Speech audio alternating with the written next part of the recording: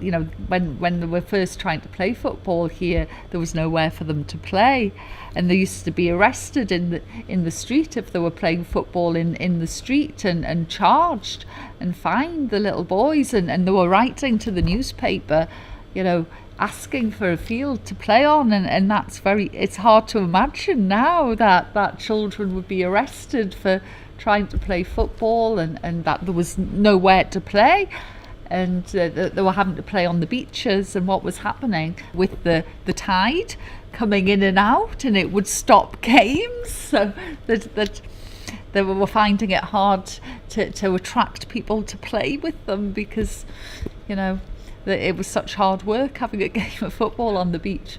So it's and just sort of thinking about that, I think it's about thinking about things differently. What inspired you to explore these stories at first? Well, I started this project, it was about 10 years ago. Quite a few people have tried to do it, but then they've realised what a big job it is, and they haven't. So I don't think you can quite believe that I've pretty much finished it.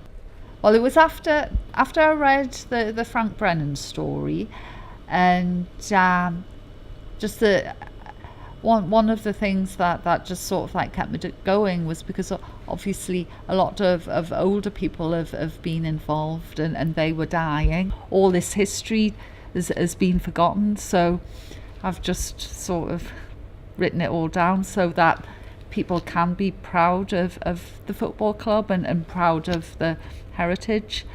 North Shield's place in footballing history was going to be recognised. Do you have some personal motivation to do that things? My family have lived in North Shields for a long time, and so lots of people who were connected with the club, like my family, knew personally.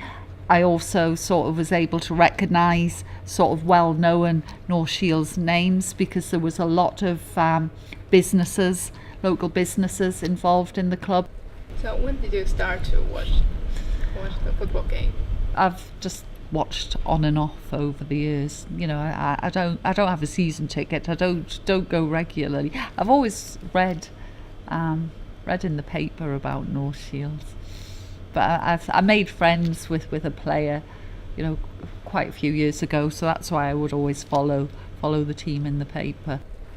British people is really crazy about the football. Did you have such experience, or what is the most impressed moment?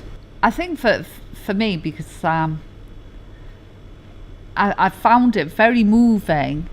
Because what happened, in the exhibition, there's the recording of the 1969 Amateur Cup match, and I was interviewing a man who had been involved with North Shields sort of many years ago, and he gave me the tape, and actually hearing the live broadcast from the 1969 match, and you've got the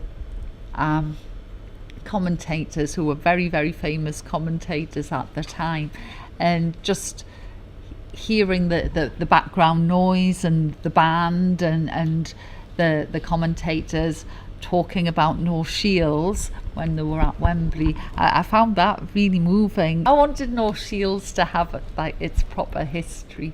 My exhibition's not going to be seen by lots of people, but I hope it generates an interest in the footballing roots of North Shields. It's been lovely, because when people have come in to see the exhibition, that many of them have got links to the football club, and they've been bringing in like really old photographs, or they've been able to talk about a relative that played, or the memories of the club as it was, and and people are getting quite emotional. So I'm really pleased that I have kept with it.